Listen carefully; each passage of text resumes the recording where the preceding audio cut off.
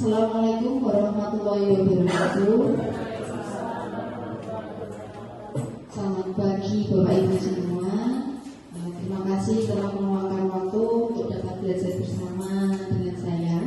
Saya di sini bukan bermaksud untuk menggurui atau saya yang paling pintar, tidak, tetapi saya di hadapan Bapak Ibu ini ingin menularkan apa yang telah saya dapat setelah melaksanakan pendidikan guru penggerak di modul 1, khususnya di modul 1.4. Sebelum saya memulai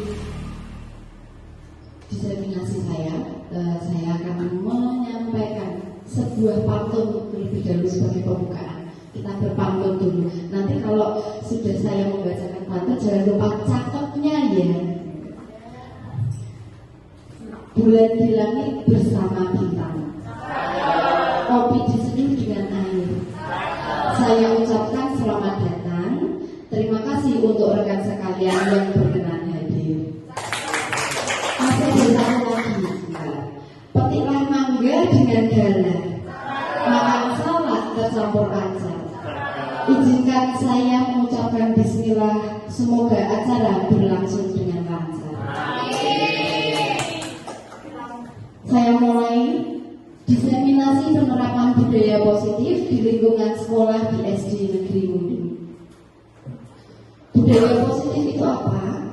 Budaya positif merupakan nilai serta kebiasaan yang ada di lingkungan sekolah dan berpihak kepada murid supaya mereka dapat berkembang menjadi pribadi yang kritis, penuh hormat dan bertanggung jawab sesuai dengan paradigma belajar profil pelajar Pancasila. Konsep budaya positif sendiri itu ada 7. Yang pertama, perubahan paradigma belajar, disiplin positif, kebutuhan dasar manusia, motivasi perilaku manusia, keyakinan kelas, posisi kontrol guru, dan yang terakhir segitiga restitusi. Nah, yang pertama, perubahan paradigma belajar. Perubahan paradigma belajar ini merupakan pembelajaran yang mengarah pada paradigma belajar baru, merupakan suatu proses pembelajaran yang dirancang guna menuju suatu pembelajaran yang berdiferensiasi sesuai dengan bakat, minat siswa dan kodrat zaman untuk mewujudkan profil pelajar Pancasila. Nah, Bapak Ibu, kita ketahui bahwa tujuan kurikulum kita sekarang adalah mengimplementasikan kepada profil pelajar Pancasila, di mana kita membekali siswa-siswi kita bukan hanya dalam pembelajaran saja, tetapi juga dalam soft skill, bakat, minat, kodrat alam yang sudah mereka miliki untuk dapat berkembang. Kita kembangkan lagi supaya siswa itu dapat maju ketika berada di zaman globalisasi. Seperti yang diajarkan oleh Ki Dewantoro bahwa setiap siswa itu unik, setiap siswa itu memiliki bakat, setiap siswa itu memiliki inner tersendiri yang dimana nanti di sekolah kita gali supaya nanti dapat berkembang sesuai kodrat zaman. Yang kedua, yakni disiplin positif. Disiplin positif merupakan pendekatan mendidik anak untuk melakukan kontrol diri dan pembentukan kepercayaan diri sehingga mereka bisa berperilaku dengan mengacu pada nilai-nilai kebajikan universal atau menyeluruh. Sebagai seorang pendidik, tujuan kita tentunya adalah menciptakan peserta didik yang memiliki disiplin diri yang mengarahkan mereka kepada nilai-nilai yang kita harapkan untuk mewujudkan profil pelajar Pancasila.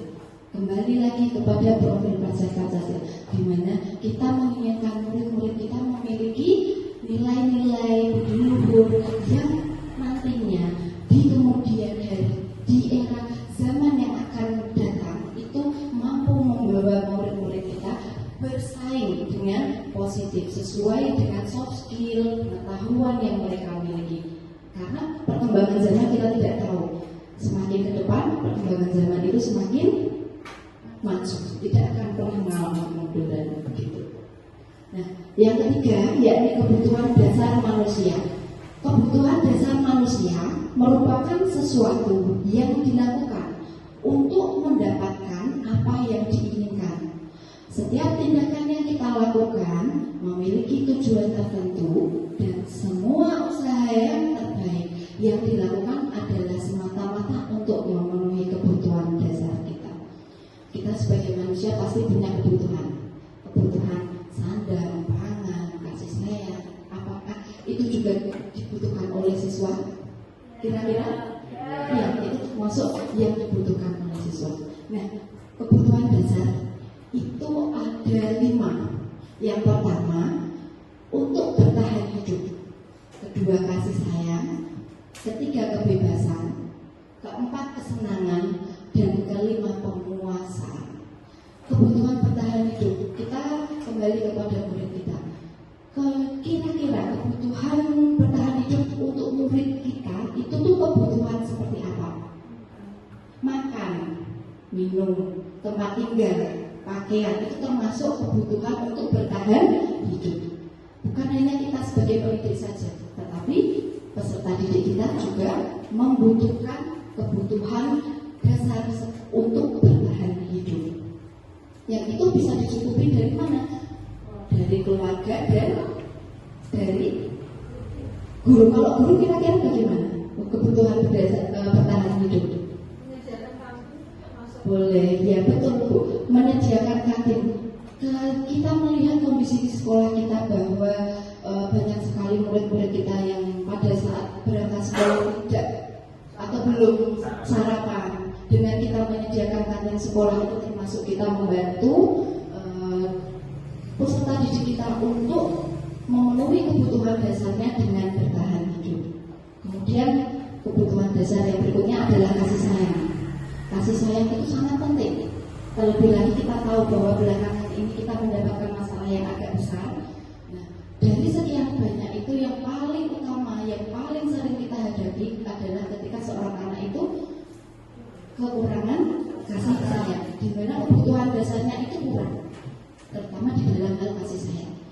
Kasih sayang itu bukan hanya dalam keluarga saja, tetapi kita sebagai pendidik pun juga harus mencurahkan kasih sayang kita kepada peserta didik kita. Peserta didik kita itu bukan barang. Peserta didik kita itu juga punya hati, ya, yang bisa merasakan apa yang kita berikan kepada mereka itu secara tulus, maka mereka pun akan merasakan bahwa ternyata Bapak Ibu guru itu sayang kepada saya. Itu merupakan kebutuhan dasar yang diinginkan oleh siswa. Kemudian kebutuhan dasar tentang kebebasan. Kita flashback lagi ketika Bapak Ibu memberikan sebuah tugas. Bu, ini gambarnya mau apa? Bahan-bahannya boleh pakai ini, boleh pakai daun, boleh pakai maning-maning. Monggo, bebas. Kita kan pernah seperti itu ya. Nah, memberikan kebebasan kepada anak supaya apa? Anak bisa berpikir kritis, bisa berpikir kreatif. Nah, itu merupakan kebutuhan dasar, salah satu kebutuhan dasar bagi peserta didik kita. Kemudian kebutuhan dasar kesenangan. Saya bertanya, pernahkah Bapak Ibu menanyakan kepada muridnya mata pelajaran apa yang paling anak-anak sukai? Pernah? Yang sering dijawab apa? BJOK atau olahraga. Iya, itu merupakan kebutuhan dasar kesenangan. Apabila ketika jam BJOK kosong, rasanya di hati gimana? Gelo. Nah, gitu loh. Nah, itu merupakan kebutuhan dasar kesenangan. Kesenangan bagi siswa yang memang harus kita penuhi. Karena memang lingkungan anak itu kan keluarga, masyarakat, dan sekolah. Ketika kesenangan sudah dipenuhi oleh keluarga, maka kita di lingkungan sekolah juga berusaha memenuhi kebutuhan kesenangan anak. Nah, kemudian penguasaan. Anak itu ingin ada rasa menguasai. Terkadang, sini, kamu boleh di kantin. Nah, nyuruh, ibaratnya nyuruh. Itu juga termasuk kebutuhan dasar. Kadang pun, Pak, tolong Pak. Ya, itu termasuk bukan menguasai dalam hal negatif, tetapi sebagai dalam diri kita, setiap individu itu memiliki kebutuhan dasar penguasaan. Ketika seorang murid melakukan suatu perbuatan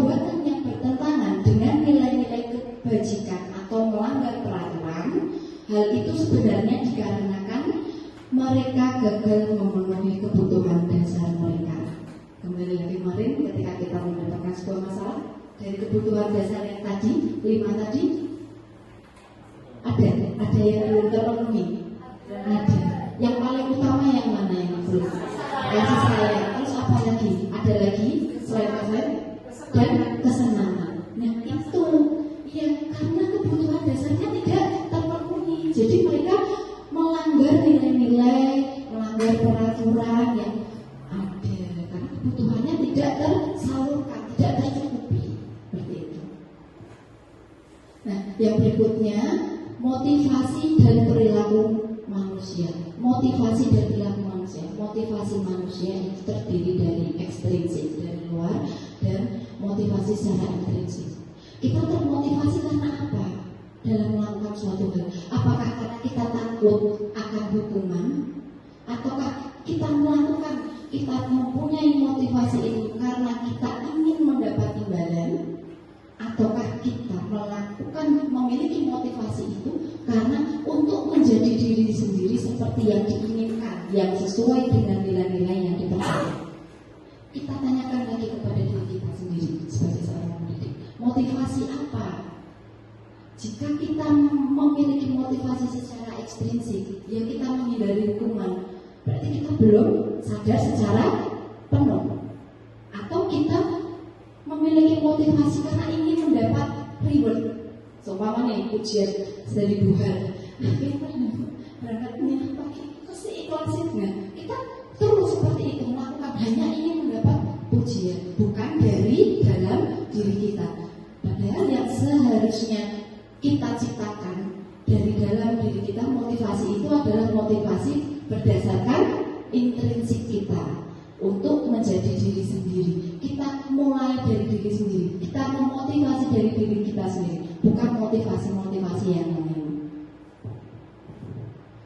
Di sini ada tentang hukuman, konsekuensi, dan restitusi.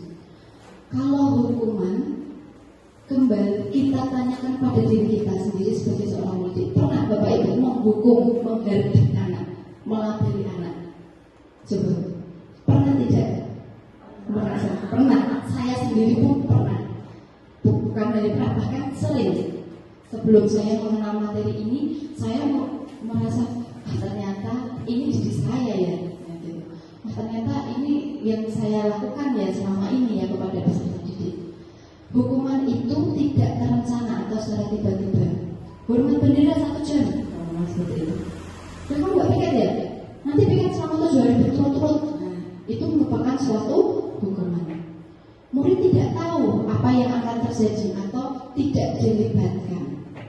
Jadi itu nggak tahu. Dia tuh tujuannya itu dikasih suruh nyapu, suruh hormat bendera selama 1 jam. Dia nggak tahu tujuannya untuk apa. Karena kalau hukuman itu hanya sebatas kepada fisik atau psikis. Hukuman berupa fisik atau psikis dan satu arah. Kenapa satu arah? Karena asalnya dari kita, bukan dengan kesepakatan antar murid. Langsung kita hukum. Nah itu hukuman. Kemudian konsekuensi. Konsekuensi itu terencana atau disepakati.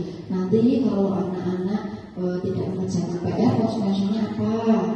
Mengerjakan mengulang sampai 2 kali ya di halaman buku penuh, seperti itu. Itu merupakan konsekuensi dari sebuah hukuman, sebuah kesalahan. Murid tetap dibuat tidak nyaman. Karena apa? Ada rasa takut ketika anak melakukan kesalahan. Takutnya itu bukan takut karena dia sadar akan kesalahannya, tetapi takut akan hukuman dan konsekuensi yang akan ia peroleh. Sikap guru selalu memonitor murid. Ayo itu salah, kamu sudah salah, jangan mengulangi lagi. Kembali lagi ketika dia, ayo mas, hati-hati, kamu sudah salah, jangan diulangi lagi. Itu kan kita seperti meneropong kesalahan anak. Jadi kalau anak merasa terbelenggu, mau gini takut salah, meh ngono wedi diseneni. Nah itu nanti konsekuensi. Kemudian restitusi. Restitusi merupakan proses menciptakan kondisi bagi murid untuk menyelesaikan masalah dan proses kolaboratif yang mengajarkan murid untuk mencari solusi sendiri. Pada restitusi ini kita diminta untuk berdiskusi kepada murid, berkolaborasi pada murid untuk memecahkan masalah. Jadi ketika pemecahan masalah akan kasus-kasus yang ada atau masalah kasus yang sedang terjadi, kita libatkan anak. Bukan kita sendiri yang mengambil keputusan. Restitusi itu kita melibatkan semua anak, kita ajak berdiskusi biar dia mencari tahu dengan sadar bahwa dia telah melakukan kesalahan, dan dia mencari setelah saya salah itu saya apa yang harus saya lakukan, apakah saya akan tetap seperti ini terus melakukan sebuah kesalahan secara terus menerus. Dan itu adalah proses restitusi. Kemudian keyakinan kelas. Keyakinan kelas merupakan sebuah ketetapan atau aturan kelas yang telah disepakati dan telah dijelaskan bersama apa dampak yang akan diterima jika kesepakatan tersebut dilanggar. Keyakinan kelas bersifat lebih abstrak daripada peraturan, lebih rinci dan konkret, yaitu sesuatu yang ditanamkan dan diterapkan di lingkungan kelas tersebut. Dengan adanya keyakinan kelas maka akan tercipta budaya positif di kelas. Coba sekarang, mengapa sih harus keyakinan kelas? Mengapa bukan peraturan kelas? Monggo saya mau sebut dulu. Kenapa? Kenapa kita harus keyakinan kelas dulu? Mengapa bukan peraturan kelas?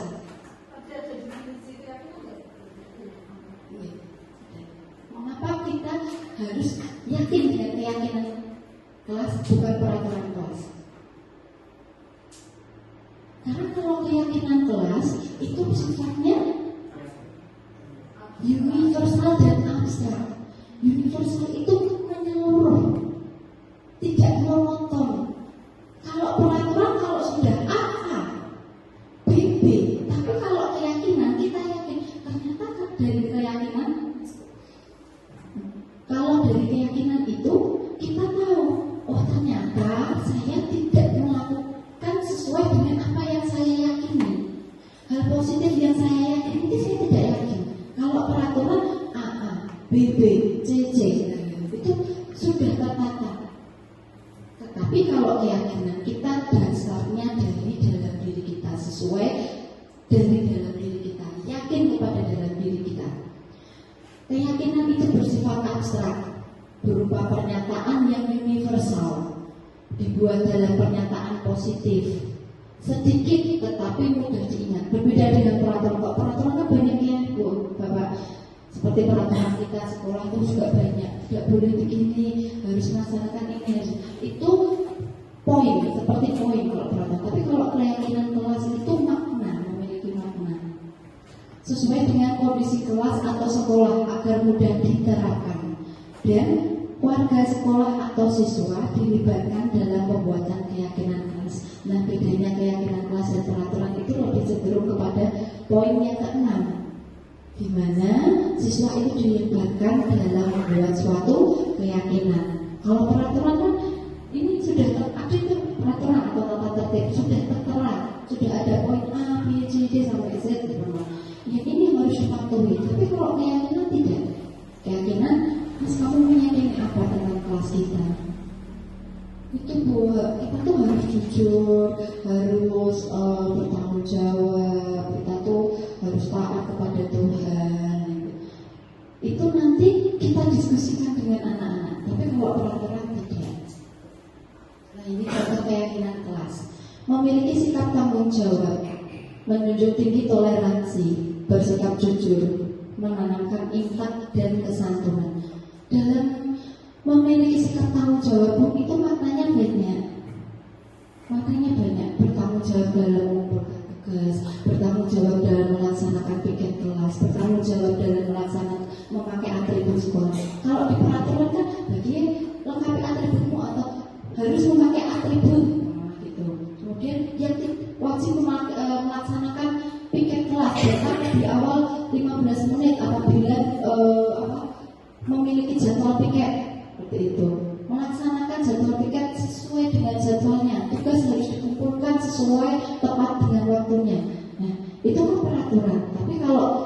keyakinan kelas itu nilainya lebih universal, lebih luas lagi, karena kandungan di dalamnya itu mengandung hal yang mengandung nilai-nilai banyak, seperti itu. Nah, coba kita briefing sebentar, tebak gambar. Gambar pertama, ada yang bisa menebak? Gambar, ya Pak Sofyan. Obat? Nyamuk. Oke. Kalau gambar kedua? Daun bayam. Ya, daun bayam. Karena kita breaking dulu ya, Ibu. Bentar aja. Di sini ada botak, batuk, batik. Kalau botak kira-kira yang dipegang apanya? Oke. Batuk? Batik? Ketika saya menyebutkan botak, batuk, batik, nanti Bapak Ibu mengikuti ya? Ya, Bapak ya. Ya, siap. Ya. Kita mulai botak, batuk, batik, botak, batuk, batik, botak, batik, batuk, batuk, batuk, batuk. Ya. Lagi. Botak, batuk, batuk, batik, botak, batik, batuk, kepala. Lah, tidak ada kepala, Pak. Kok bukan kepala? Nah, kita masuk ke posisi kontrol guru. Posisi kontrol guru itu ada 5, Bapak Ibu. Yang pertama, sebagai penghukum. Yang kedua, pembuat merasa bersalah. Yang ketiga, sebagai teman. Yang keempat, pemantau. Yang kelima adalah manajer. Bapak Ibu, kita coba flashback pada diri kita sendiri dan mengenal pada diri kita sendiri. Di posisi mana diri saya? Ketika menghadapi murid, ketika kita menyelesaikan sebuah masalah, ketika kita menghadapi kenakalan anak, apapun itu, coba kita memposisikan diri kita di kontrol guru yang mana? Ada yang mau mencoba menjawab? Kita di posisi kontrol yang mana? Kalau secara pribadi saya masih di posisi menghukum, masih sering saya lakukan itu. Karena saya belum memahami tentang ini, posisi kontrol guru itu saya belum memahami. Setelah saya tahu, oh ternyata ini toh posisi kontrol saya yang seharusnya saya terapkan. Dari kelima posisi kontrol ini, ada yang paling diutamakan atau dianjurkan ketika kita menempatkan diri kita kepada siswa. Contoh penerapan 5 posisi kontrol dalam kasus siswa tidak memakai atribut lengkap saat upacara bendera. Posisi menghukum, seperti yang contoh saya tadi, hormat pada bendera juga selama 1 jam ya, soalnya kamu lupa memakai topi. Nah itu kita langsung menghukum. Hukuman itu kepada psikisnya anak. Atau push up ya, coba yuk push up. Nah gitu. Tidak ada manfaatnya, mungkin manfaatnya melatih otot, tapi manfaat atas hukuman itu, apa kesalahan yang mereka lakukan itu manfaatnya tidak terlalu terlihat. Kemudian membuat merasa bersalah. Kenapa kamu mengulangi lagi?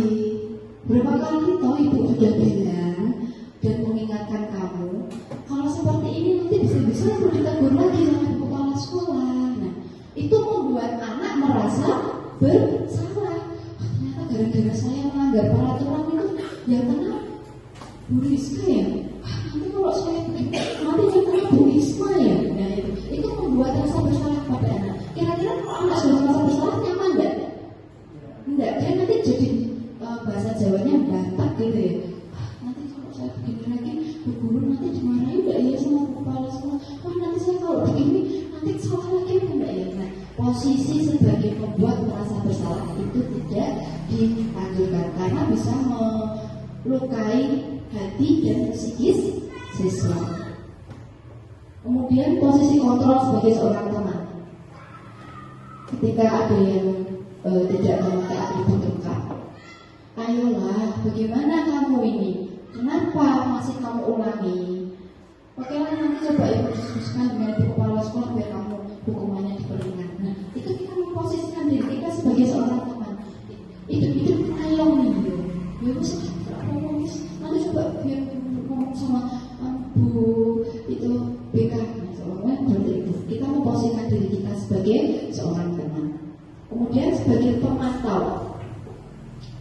sudah melanggar peraturan, kamu pasti tahu konsekuensinya.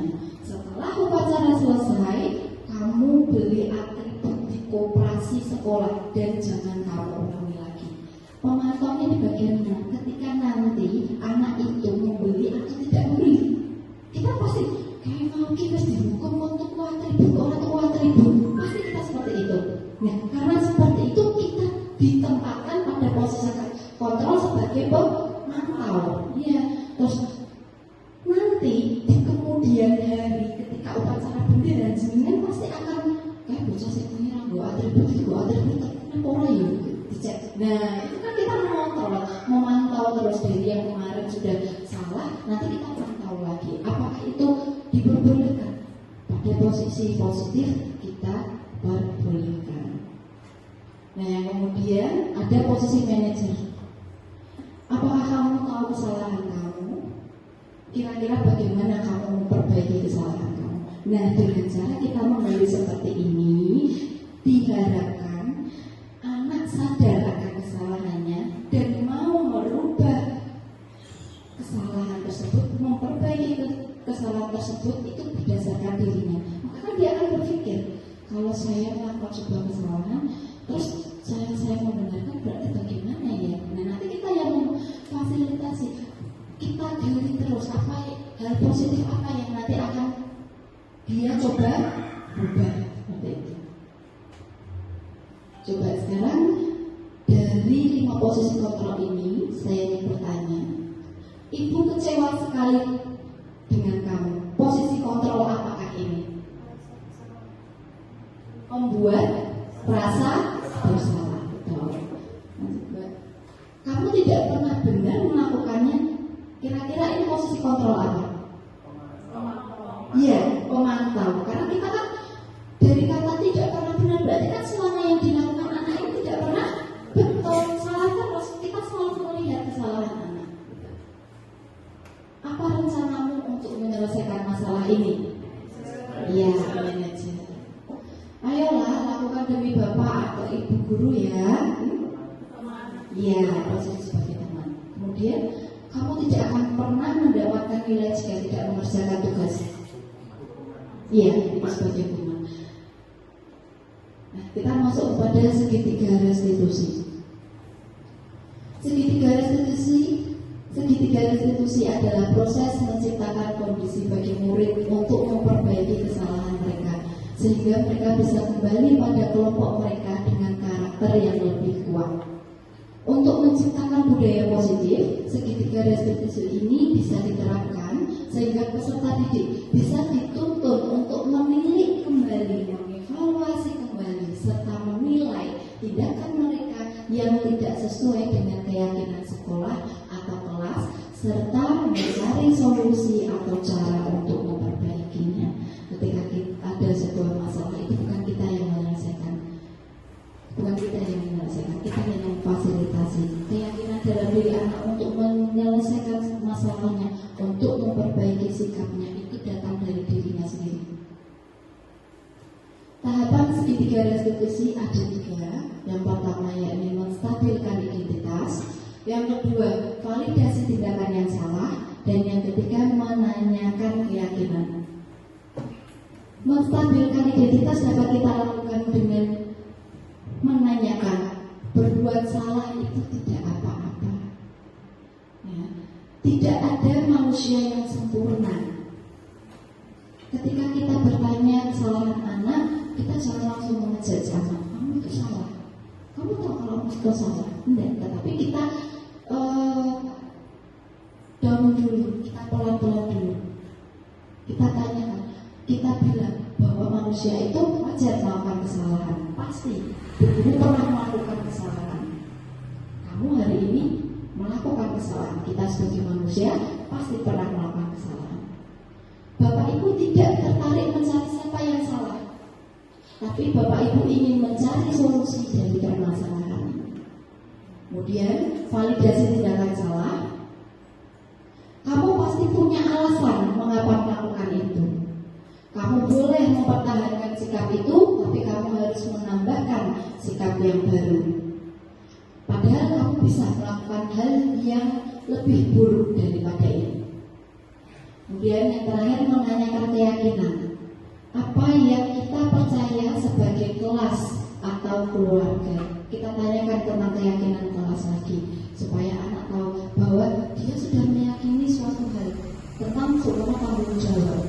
Dari kesalahan dia, apakah dia sudah meyakini arti tanggung jawab itu? Kalau belum, kita tanya lagi. Kalau belum, lalu bagaimana nanti apa yang akan kamu lakukan? Nilai-nilai umum yang kita telah sepakati. Apa bayangan kita tentang kelas yang ideal? Kamu mau jadi orang yang seperti apa? Itu kita tanyakan kepada anak dalam hal menyelesaikan masalah secara segitiga restitusi. Sekian teman-teman rekan-rekan semua, diseminasi atau penularan hal positif yang saya telah terima selama pendidikan guru penggerak ini. Terima kasih untuk antusiasnya. Mungkin ada tanggapan dari teman-teman dalam hal saya menyampaikan materi. Bu, ada yang bertanya atau menanggapi?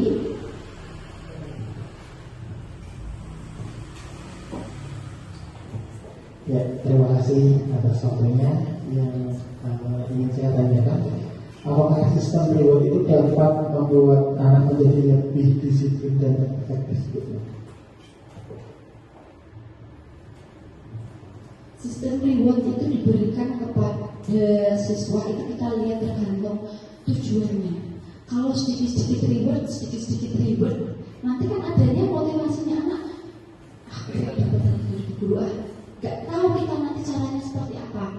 Bisa juga dengan hal negatif, contoh mencontek. Kan cuma pengen dapat reward itu tadi. Kalau kita tujuannya ingin memberikan motivasi kepada anak, kita pilih aja dengan spontan, kita pilih, kita lihat tingkatannya seperti apa. Kalau kita hanya memberikan reward sedikit reward, nanti anak motivasinya juga low. Kalau motivasinya low, terus juga nanti ada hal negatif, itu tidak akan memberikan suatu hal efektif kepada reward yang kita berikan. Gitu. Ada lagi?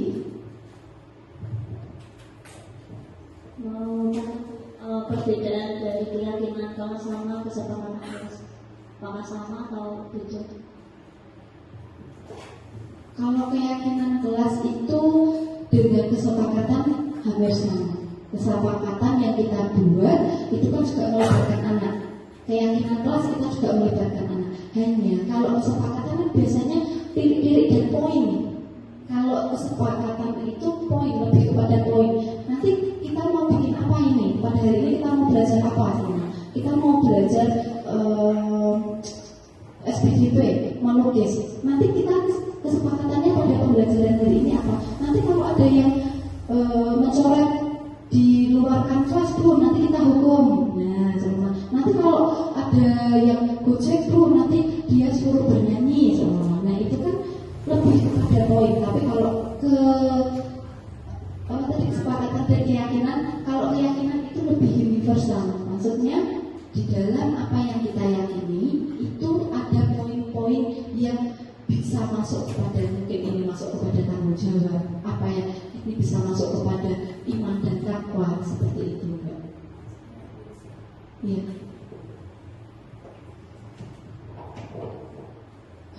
Untuk keyakinan kelas itu bisakah misalnya kita dipakai di tahun ajaran, karena kita kan sebenarnya juga akan maju ke ajaran baru. Apakah keyakinan kelas itu harus kita buat di awal tahun untuk kelas kita masing-masing, atau seperti tadi misalkan tentang pembelajaran ini, kemudian kesepakatannya ini apa sifatnya itu lebih ke sifatnya lebih besar, apa ke masing-masing mata pelajaran gitu ya, jangka waktunya bagaimana? Kalau keyakinan kelas itu bisa kita lakukan di awal tahun, dan itu bisa kita rubah seiring keyakinan kelas itu. Sepertinya kayaknya ini keyakinan kelas kita sudah, kita punya standar keyakinan kelas, oh anak saya sudah mampu akan keyakinan ini, keyakinan ini akan kita rubah. Keyakinan apa lagi nih? Kita ciptakan keyakinan baru, karena posisi keyakinan kelas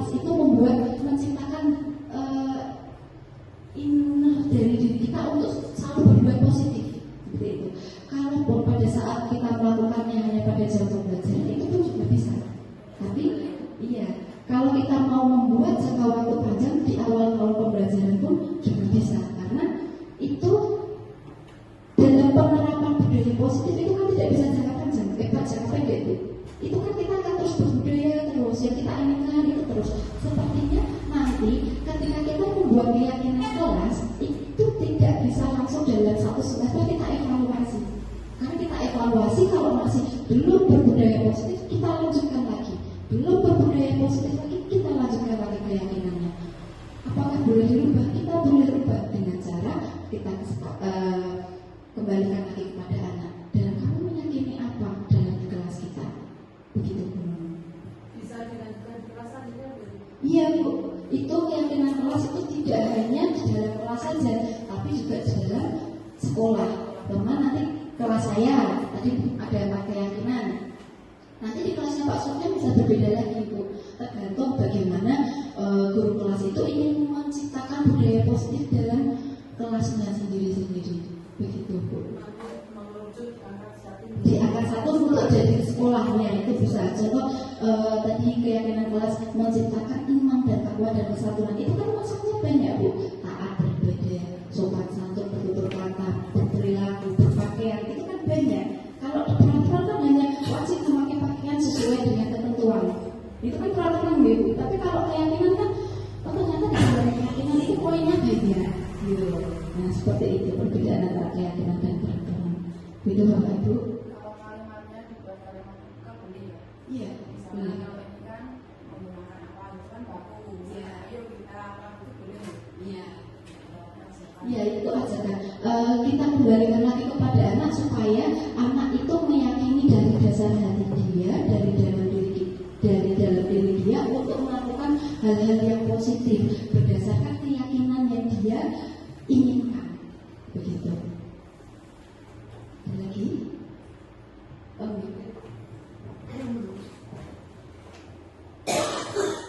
Terima kasih kepada dosen yang sudah mengeluarkan keyakinan. Tadi saya agak lupa judulnya tadi apa? Budaya positif gitu. Budaya positif. Dengan adanya teman kita yang menjadi CGP, otomatis kita akan bertambah ilmu dan semua tidak tahu menjadi tahu. Yang semula disiplin positif itu kita menerapkannya kecenderungan waktu saya jadi guru juga pakainya hukuman, lebih cenderung hukuman. Ternyata ada yang lebih tinggi, yaitu yang bersifat manajer ataupun pemantau ataupun sebagai teman itu lebih baik daripada hanya sebatas hukuman. Sehingga mari kita karena teman kita sudah punya ilmu, kita terapkan, kita coba. Sebagai pemantau dan manajer itu jauh lebih efektif dibanding hukuman. Hasilnya jauh lebih efektif. Contohnya kebetulan kemarin kita terjadi masalah yang tentang miras itu, saya tanpa tahu masalah materi budaya ini, saya coba berarti saya sudah menjadi manajer dan pemantau kemarin. Kemarin anak-anak memang saya suruh itu untuk berbuat jujur kan sulit sekali. Setelah saya sampaikan pada Bapak Ibu Guru bahwa dia habis berkata ASU, begitu saya tanya itu dia tidak ada yang ngaku, nggak ngaku. Akhirnya saya sampaikan kepada Bapak murid bahwa anak-anak putranya Bapak Ibu itu banyak yang tidak jujur. Termasuk ketika ini kasus miras, ketika saya tanya sendiri di ruang saya, jawabannya akan berbeda ketika di depan Bapak Ibu Guru. Makin jenengan takoni akan beda lagi.